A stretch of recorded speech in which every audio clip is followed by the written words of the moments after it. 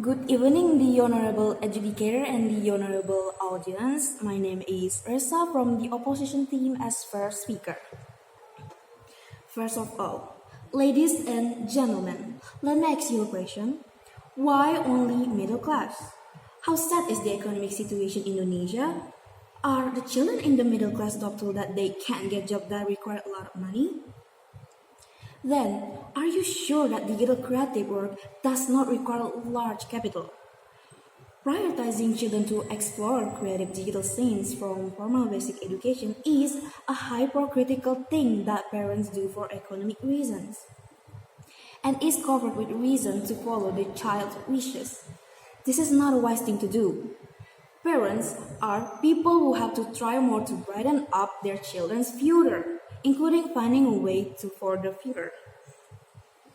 Well, continuing from my rebuttal earlier, I will start to enter the most important point that I want to convey. The purpose of the motion is to change formal education into creative digital science, right? But are you aware that digital creativity is a science that can be learned automatically and can be learned from any media? Even the first speaker from the affirmative team also admits it and conveys it in the points and arguments sent earlier. While formal education is not a self-taught science, formal education will only be obtained at the elementary to high school level. It's not wise to replace things that can only be found in a few places with things that can be found everywhere. As parents, knowledge of prioritizing something is very important, including choosing an education that is really needed by our children.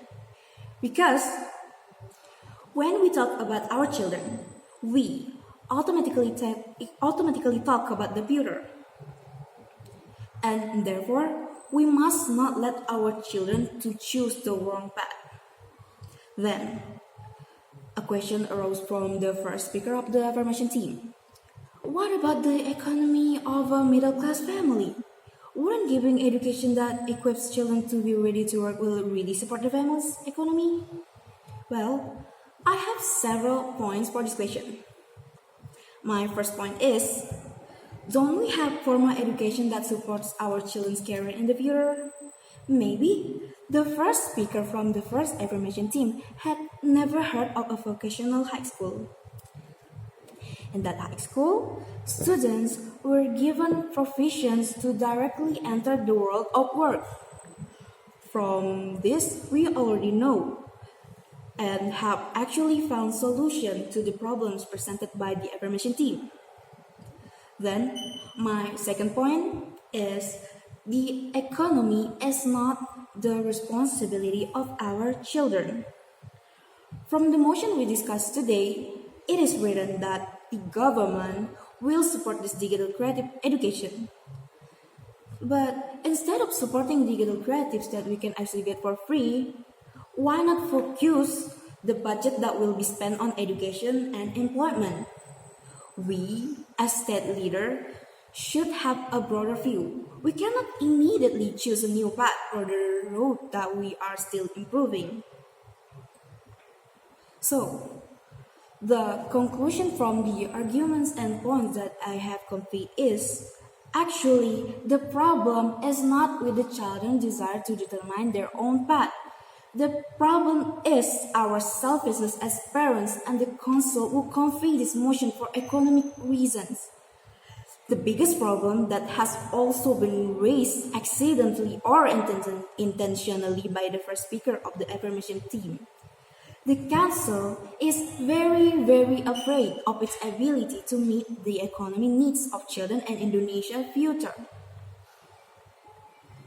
Therefore, I reiterate that do not use the doubts and selfishness of parents and the council as the reason for determining the future of a child, which in fact is not in accordance with the policies that have been embedded in our country. That's all from me.